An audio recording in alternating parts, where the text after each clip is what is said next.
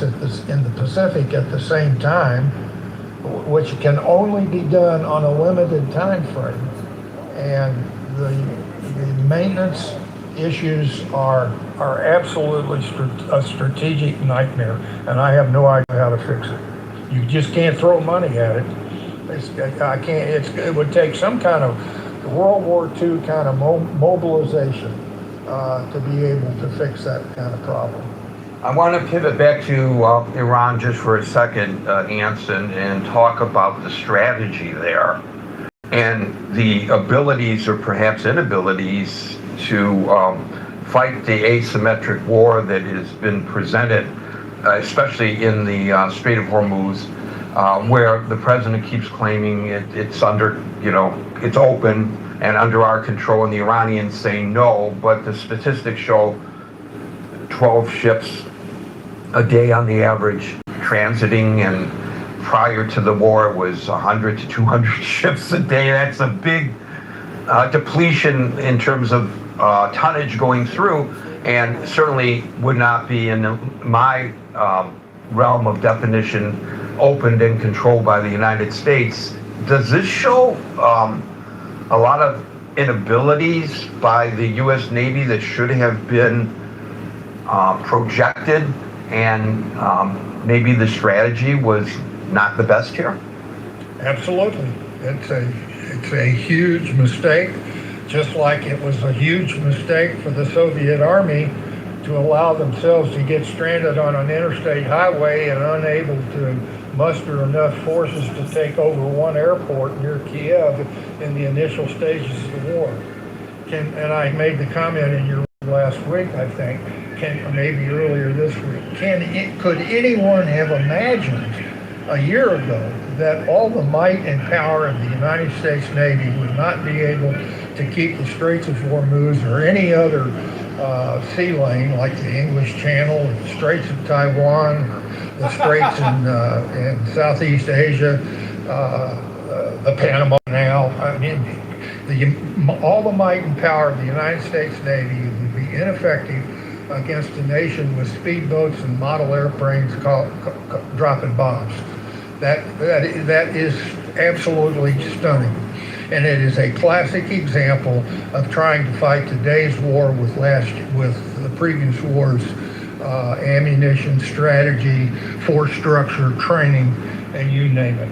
And it's a wake-up call for the world on how to adapt to modern warfare today. And the Navy's right out there hanging out with egg all over their face, and they should be totally embarrassed that such is the situation, that we have, I don't know how many trillions of dollars and lives and careers invested in creating the Navy that we have today that can't protect one Straits of Hormuz. It's amazing. And I highly criticize the leadership of the Navy for being in such a situation today. So I have one final question before I invite other folks up on the stage who may have questions for you as well, Anson, and I appreciate you giving us this time. I know the people don't know this, but I just messaged Anson 30 minutes before we opened the room and asked if he could do this, so I appreciate you making the time. I want to ask you a question which is not in your wheelhouse, but I'm sure as a Navy guy you're paying very close attention to.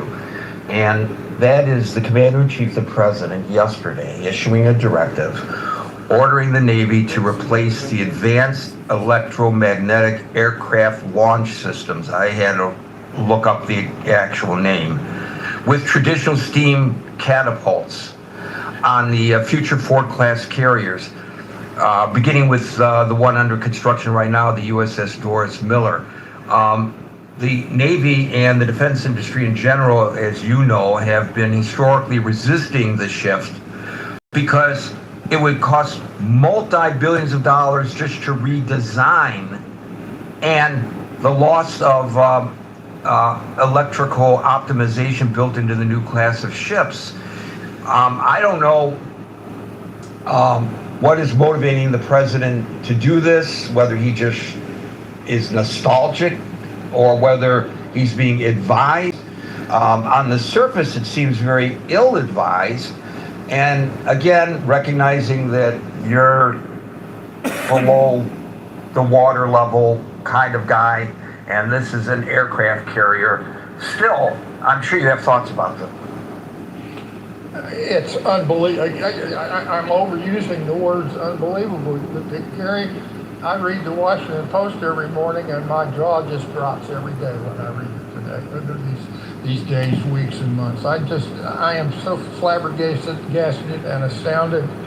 I had my 60th reunion last October, going back to the Naval Academy, and there were probably, we're all in our mid-80s now, graduating in the class of 65, and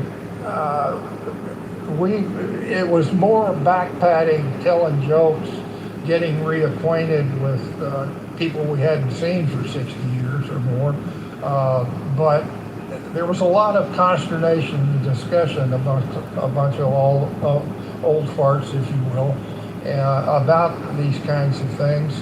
And now let's talk about catapults on aircraft carriers. We made the transition. It's like a big plunger, and it's got a hook attached to it, and you hit it with a bolt with steam that drives that plunger forward, which drags the airplane and gives it the momentum to launch off the ship with enough momentum that it's able, and the airplane is at full open throttles, full power at the moment that the catapult is released, and the airplane launches. Everybody's seen videos of that. They developed an electromagnet rather than using steam, which it leaks. It's a lot of pipes, high pressure steam, a very high pressure steam, over 1,000 pounds per square inch. Dangerous. That stuff leaks. You have to replace valves and pipes and gaskets. It's a maintenance nightmare. And so they went to electric. It's basically an electromagnetic pulse that provides the momentum. No steam leaks. All you have to worry about is having the wires connected and have a strong enough motor.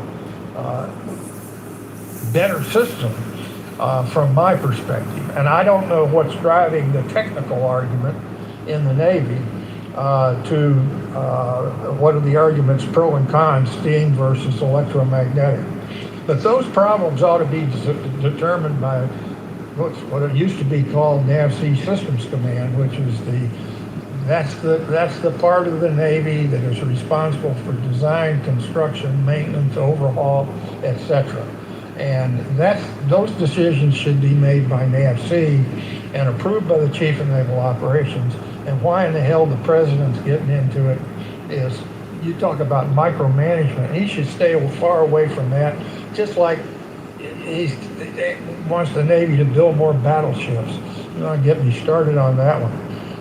So this is more Trump stupidity, overkill, weighing into stuff that he has no business weighing into, yada, yada, yada.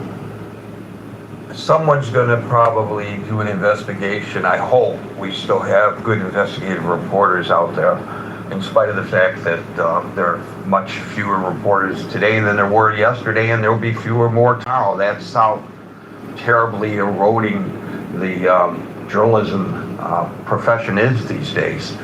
But I hope there's still some enterprising, credible people who are following the money to see whether there's a financial benefit to making this switch to people who may be close to the president. I don't know, but because of some of the discussion we've had about those kinds of issues, it does come to mind. I'm not accusing anybody of anything. I'm just saying, if I were the editor of the Washington Post or the Atlantic or the New York Times, I'd have somebody on that right now. Answer, if you don't mind. If I was the commander of Naval Sea Systems Command, I'd be looking at it too. Well, I didn't know that there was a mechanism to check the commander-in-chief from within the services, but You're not investigating the commander-in-chief, but I think it's a 3-star, maybe a 4-star admiral, Commander, Naval Sea Systems Command. It may be a different term today. That's what it was called 40 years ago. But he's in charge of all that stuff, and he says, what in the hell's going on? Why are we having this argument about catapults? I'm going to get into it. I'm going to roll up my sleeves and get into it and get ground truth about what the hell's going on, and then I will make a command judgment which way to go.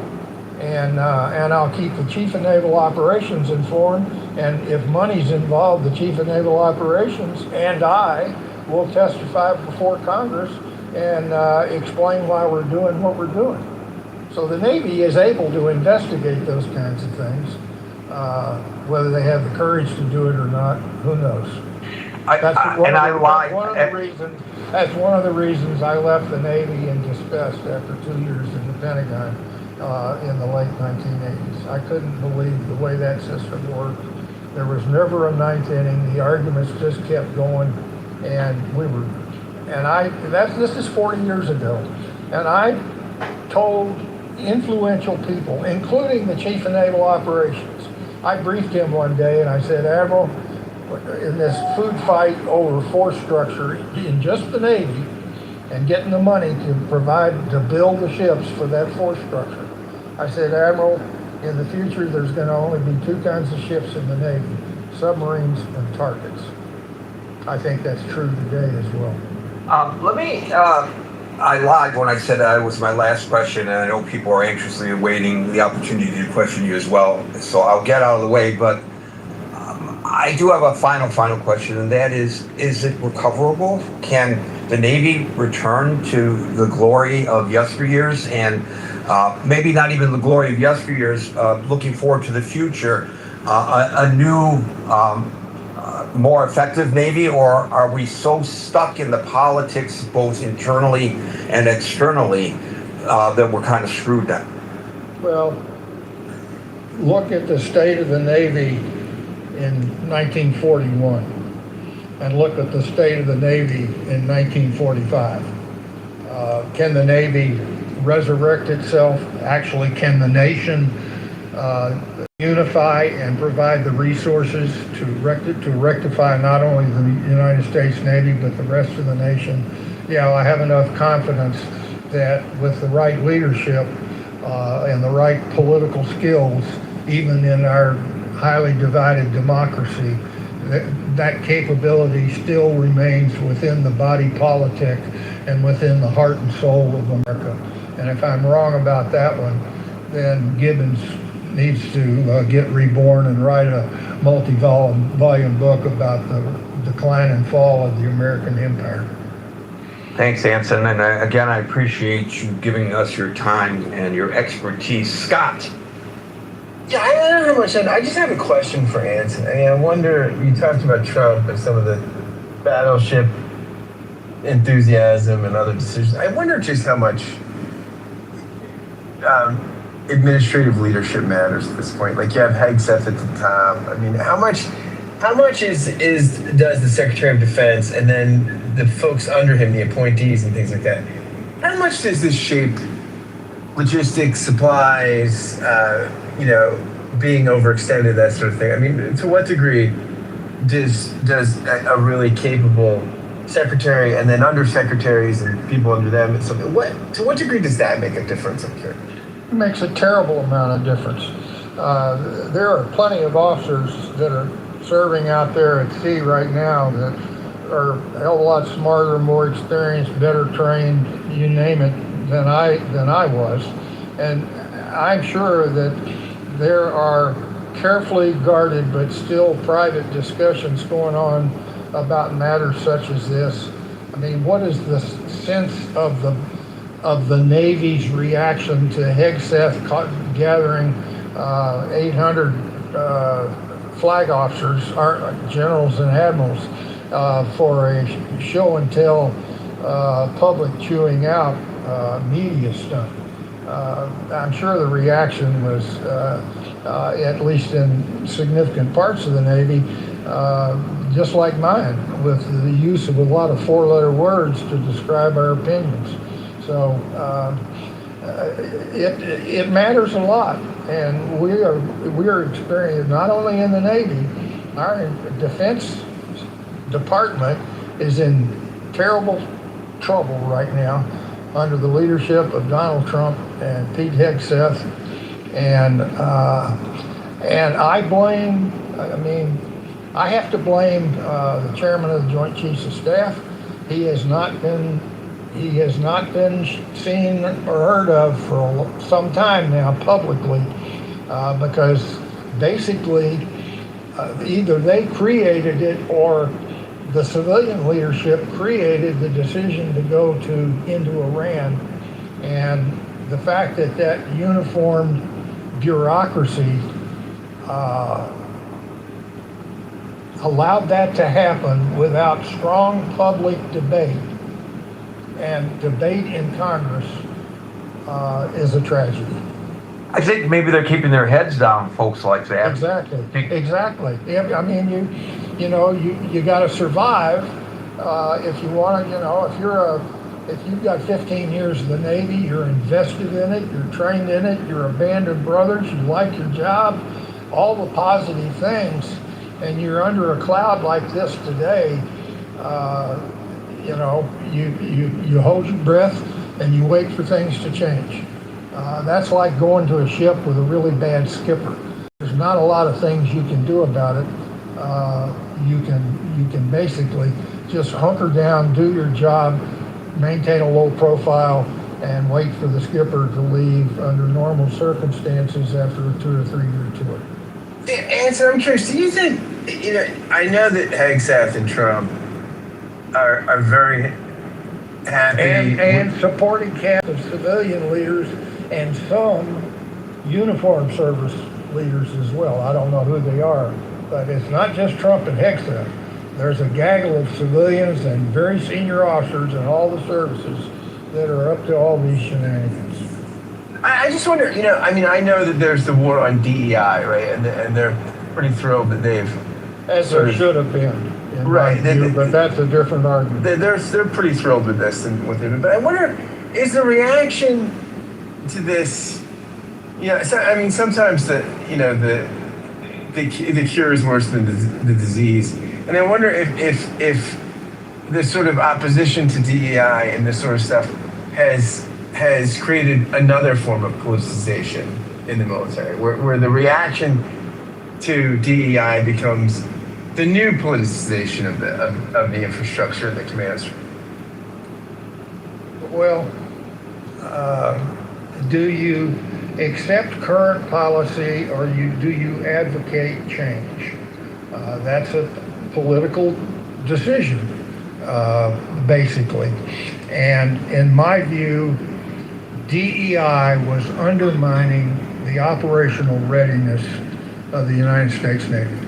Okay, and that's a long debate, long argument, and I'll get hissed and booed and garbage will be thrown at me, but that's my position, and I think it was a wise move to, how many admirals? We've got more admirals than we've got ships in the Navy today, by the way. How many of those admirals are Is that for real? do we really have more admirals than ships? Yes. Wow. And how many of those admirals have jobs that do things that are not in direct support of those forces deployed around the world for peacetime deterrence or the current war in Iran? And there are a lot of them that have jobs like that. Thank you, Scott, and we'll go to Tiger, followed by Alyssa. Well, thank you, Gary. By the way, I hope I'm not recalled to active duty and court-martialed by Trump for saying some of the things I'm saying publicly. Yeah, well, that there was an attempt to do that to a U.S. senator. There's no question about that. Go ahead. Yeah, first of all, I want to send my regards to Anson. Anson is probably one of the most, the one of the people that I respect the most on this app, and we've had many exchanges in the past. So I don't have specific questions. I'm going to say something, of the things that are on my mind, and I hope Anson would just, if you want to, just feel free to react to them, and feel free to interrupt me, because I think you would be far more knowledgeable than I am. What I'm going to say is mostly the observations that I get from Chinese think tanks who have been following the US Navy for a long time. And, it's interesting because we knew of the Abraham Lincoln incident. I saw it first on the Chinese internet before I saw it on the US internet. So there are plenty of people that are following and studying the US Navy on China's side. So firstly, I want to make a comment about the catapult system on the new carriers that the Americans have been building. So it's the first time the Americans have fitted an electronic magnetic catapult system. But to design a system, the biggest problem that we see in this procurement process is a design flaw. There are different ways you can do it. The Chinese way, when we did it, we used a DC driven one. The American one is an AC driven one. There's an alternating current. And the issue of this is that it's not a separate system. To design a catapult system that uses electricity, you have to integrate all your electricity system that has to do with the propelling of the ship, that have to power your radars and electronics and communications. So you have to share the power between many components. The problem with the US design and procurement process is that a lot of these systems are being given out as subcontractors. They would almost independently design some of these systems, and the Navy would try to put them together and in hopes that they will function well together. But with a very complex system that's kind of pioneered for this class of the ship for the first time, obviously that backfired. So what we actually see in the new ship is that there was 3 elevators designed to put the jets from the storage to the deck. Only 2 of them are reliably operational, and the rumored expected lifetime or service interval between launches is under 200 launches, which is about 2 days worth of launching when you put the ship into a battlefield. So the reliability of it means that it's basically not combat worthy. But the trouble again is that since it's a system that has integrated with all the other subsystems of the ship, to redesign that system, that would mean you have to redesign your propelling, you have to redesign the power ratings for your radars. So it's a wholly comprehensive redesign for many of these subsystems that would be very cost prohibitive.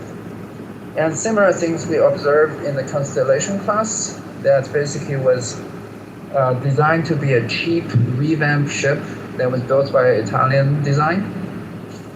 And we also see some chaos in the requirements. That's by either the Pentagon or the Congress. They kept trying to improve on the design requirement, that they're demanding more and more things from this ship.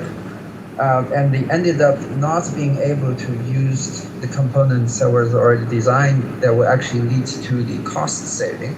So it went over budget, over time, and built a ship. The final result of that ship is not very combat worthy based on their own evaluation. So that ship cost billions of dollars, was only built, I think, 1 or 2 vessels before the program was entirely scrapped. So definitely in the design phase and the procurement phase in the US Navy, there's some problem there. And we of course know about the hollowing out of the US industrial base, the lack of capacity to maintain, to build new ships, as Anson has already alluded to. It's a multi-pronged problem that will plague the US Navy for a long time. Secondly, on the morale problem, there's a very interesting case study that some Chinese think tanks have gathered from the U.S. Navy. There are a lot of U.S. ships that are relatively new. Like if you look at the photos, you're going to discover that many of the panels on the ship have rust. They have rusty panels. The thing about ships is that all of them will have rust, right? The ships are designed to have some kind of rust on the ship and still function. So the U.S. Navy has made an assessment of the rust that it does not affect the battle readiness of the ship. But as there were more media reports on the rusting of the U.S. ships, at some point one of the general in the Navy decided to put out a notice to the sailors that they need to spend part of their week maintaining the ship and basically clean up after the rust and reapply the paint over those panels so that they will look newer. But quickly what the Navy found out is that the maintenance on those old ships, new and old ships, some of them are kind of stretched over their design service lifespan. It's so heavy of a task that sailors are already overworked and they do not have the extra cycles to be able to properly complete the cleaning after the rust.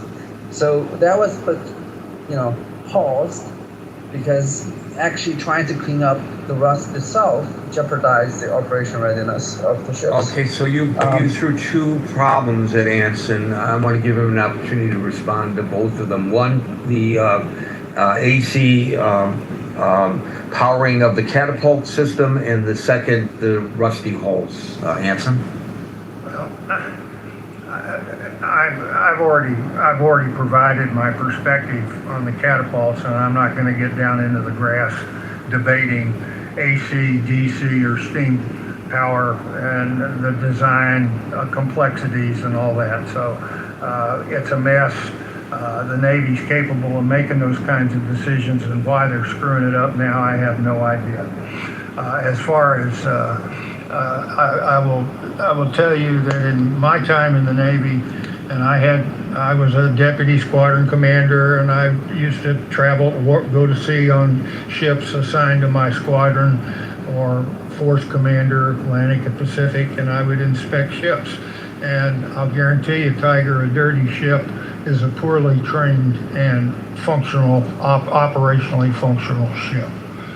The cleanliness, the maintenance standards have to be upheld. It can be done. It takes demanding and very sensitive leadership, but it's the ability to do that, to keep your ship clean, functional, and well maintained, which can be done, are the same leadership skills that are required to not allow that I have an officer of the deck that's going to run the ship aground in the middle of the night or have a collision in a high traffic sea lanes. All those things come together, and it's the leadership of the commanding officer. He sets the tone. He sets the tempo of operations. Is he too hard? Is he too soft? Where's the right sweet spot for each individual ship? And that's a very difficult decision to make, but you can see the difference in 10 minutes when you walk aboard a ship. And a dirty ship is not going to be a ship that you want out on the carrier battle group line in the war in Iran. So, but specifically, is there a problem with the construction that's causing rusting? Are you even aware of that issue? Yeah. I don't think that's what you didn't hear me right. Actually, Anson kind of completed the story for me, because I think it's actually pointing to discipline of the sailors. But it's compounded with the fact that a lot of those ships are harder to maintain now because of their age and things like that. And there's actually a second part of the story where they decided to have another contractor design a new kind of paint that will allow the sailors to maintain the ships less. And the second part of the story is even that actually didn't turn out very well either. But I think Anson already kind of alluded to what I was trying to get at. Okay, yeah, Tiger. I am curious. Maybe I misinterpreted. what causes the ships to rust? Is this a maintenance and discipline issue, Anson?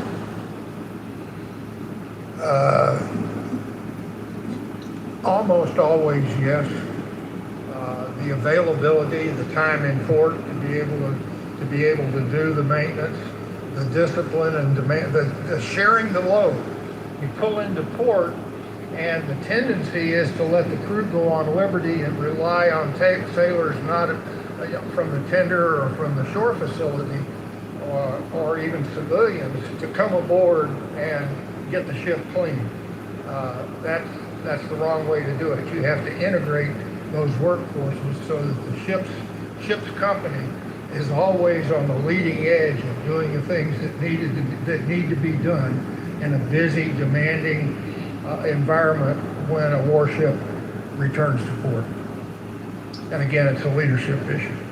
Gotcha. Thank you, Anson. Alyssa, followed by Daryl. We lost Alyssa. Daryl? Oh, no, she's still here. Alyssa, followed by Daryl. Real quick. I was gonna ask, is your car American? Oh, okay. Thank you, Alyssa. That's very apropos to today's discussion. Daryl, followed by David. Hey, yeah, Gary, can you hear me? No. Okay. So I would like to answer the question as well. So, McKinsey, there's a video going around. It's McKinsey and Company, which is a large consulting firm, if no one knows it. But there's a video of a McKinsey consultant in 2010, and he was talking about what the implications of an attack on Iran might be, and and it was almost like, a checklist. He said they would likely close off the Strait of Hormuz, and I forgot what the second one was, but the third one was that Iran would likely attack its neighbors in the region. So, what I'd like to ask Anson is, has what happened not been talked about? I mean, you were at the Pentagon. Has what has actually happened, has that not been talked about in rooms? Like, if we do this, this is likely what would happen. And if it had, do you think that the powers that be simply ignored the advice of the smarter people in the room? Or do you think that do you think they really thought that there might be a different outcome? Well, all of my time, except when I just put my nose in places that it didn't belong voluntarily, the food fight, inter-service and intra-service, the food fight for money between the airborne Navy, the surface Navy, and the submarine Navy, and throw in the Marine Corps. There's enough of a food fight over resources there to consume the energy of, I don't know, the Navy staff, and the whole Pentagon had 25,000 people in it when I was serving there. So let's say maybe 8,000 people on the Navy staff. It was all a food fight over the budget. They were very, very seldom. I never participated in any formal strategic or even tactical discussions about how to use the forces that were being designed and built.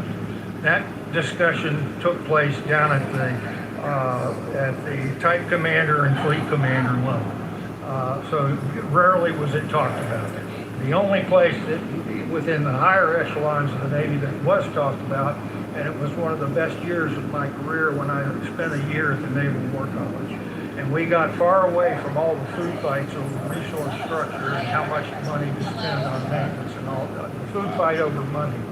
And we spent a whole year of long-term, deep study of history and current events in how to better prepare for a war, maintain deterrence, and fight the war if deterrence fails. That's the only place that in my entire career, where a serious discussion of that nature took place, and I absolutely loved that year. It was Intellectually, it was by far the best years of my life in the Navy, including my 4 years at the Naval Academy. So do you think it's possible, again, like if civilians were saying, hey, don't do this because this is going to happen, you know, do you think it's possible that I actually had the opportunity to meet the Secretary of the Army in 2019, and you talking reminded me of that meeting because he said the same thing. They're always fighting for money. You know, their biggest challenge is getting more. Yeah, but fighting for money is not the question that you first posed, right? Yeah, I think yeah, the but first no, I think the first question you posed was it not predictable that the Iranians would respond in the manner in which they did, and why wasn't that taken into proper consideration by the United States military when we engaged in Iran? I think that's the question in brief. Yes, but what Benson just said made me think, is it possible that because there's noise with regards to these other things, that maybe someone in the room didn't bring this up, or they just used this as noise to not listen to the smarter people in the room? Well, I can tell you, because it's going back to my time in the Navy. I never met him, but he provided lectures at the Naval War College, and I read many of the documents that he produced while he was Secretary of the Navy, and that was John Lehman. He was the Secretary of the Navy, by the way, that when he came in on Reagan's coattails, he summarily fired Admiral Rickover. Admiral Rickover had been past his prime. He went into his 80s, and he was still a tyrant. And Lehman, with Reagan's support, was the one that got rid of him. And to the credit of the United States Navy, the Navy nuclear power program did not miss a beat when that happened, because the admirals since Rickover have maintained the technical discipline and authority and the operational perspective to keep those ships operating, to keep the crews functioning, etc. So Lehman is the kind of leadership that I would be looking for. And by the way, I thought he did an absolutely superb job on the 9/11 Commission after he was, long after he was Secretary of the Navy. That's the kind of civilian leadership we need. Thank you, Daryl. I would just say that from my reading of the situation, and you can juxtapose that with what you just reported about the McKinsey Group, obviously they knew, and it was ignored. And at what level it was ignored, we, I guess, don't really know.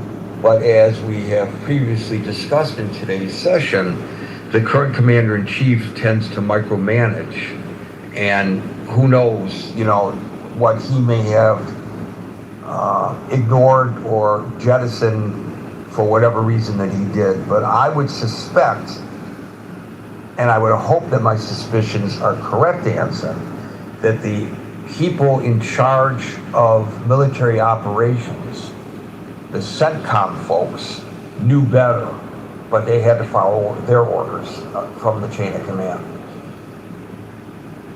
Well, there are undoubtedly, Gary, in the room, grave mistakes have been made in the leadership of the United States Navy for over some period of time, significant period of time, in terms of force structure, design, blah, blah, all the things we've been talking about.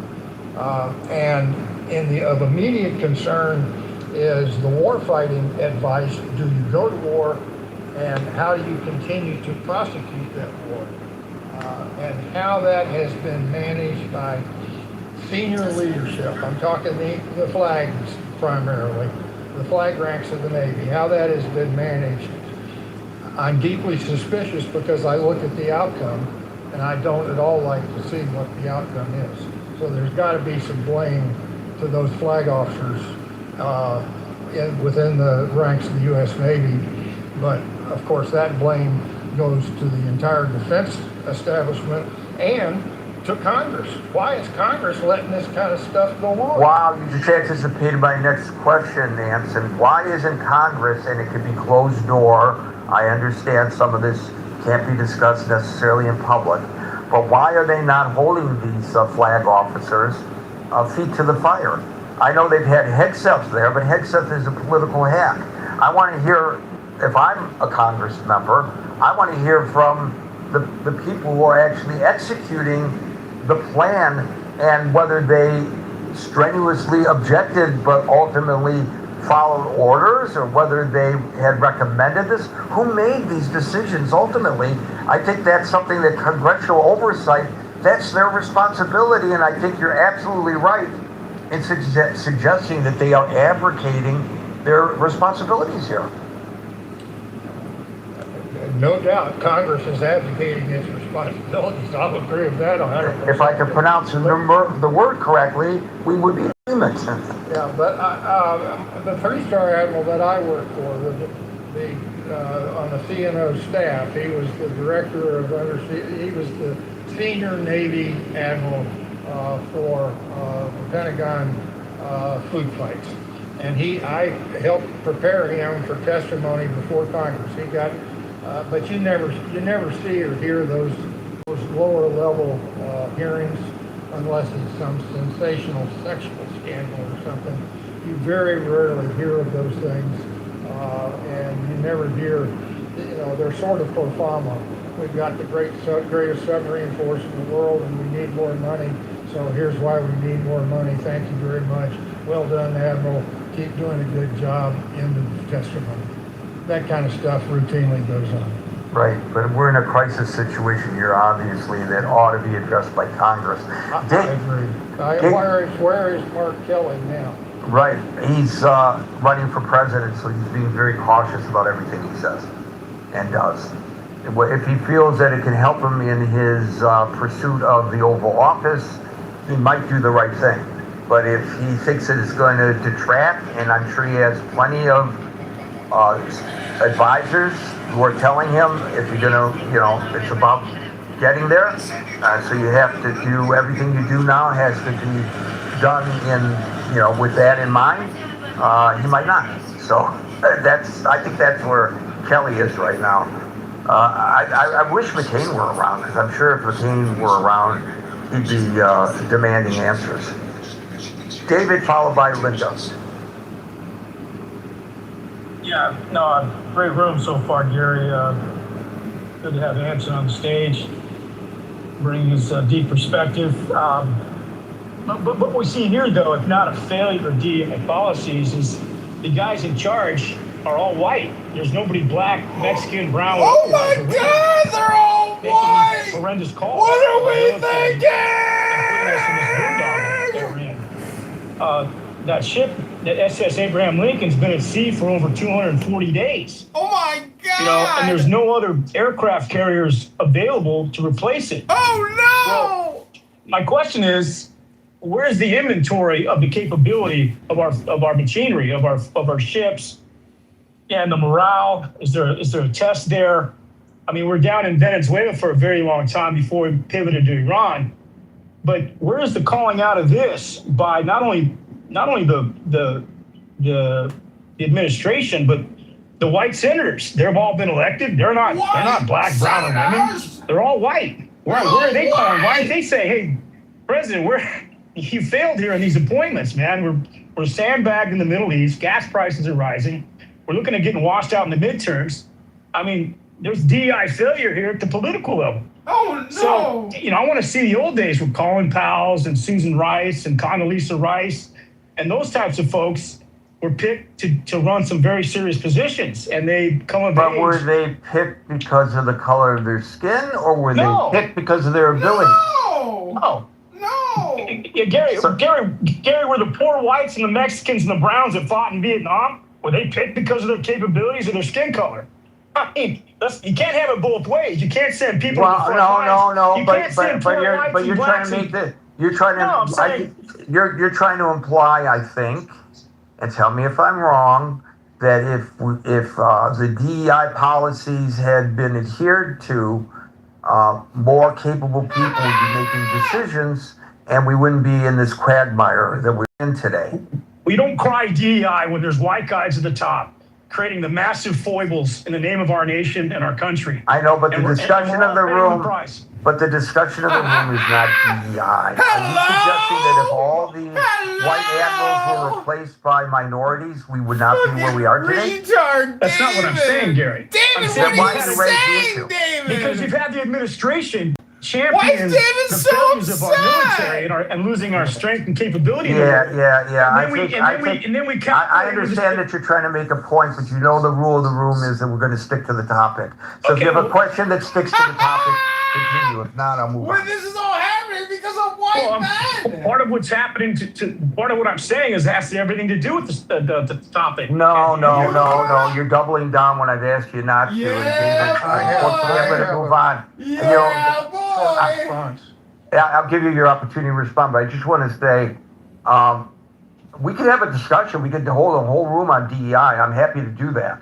And I'm happy to hear arguments. I'm not shutting him down because I'm opposed to DEI or because I'm in support of DEI. I'm shutting him down because it's really not the topic. I know it was alluded to, but it's not the topic of the room. But Anson, your opportunity to respond. In 1992, an event called Tailhook happened. I won't go into the details, but that's what started the decline of the United States Navy. And it accelerated over the next 30 plus years. And to suggest that if we had more diversity in our Navy, that the situation in front of us would not be as bad as I alluded to, if only we had a more diverse leadership within the Navy. And I'm sorry, David, but I cry aloud bullshit to that assertion.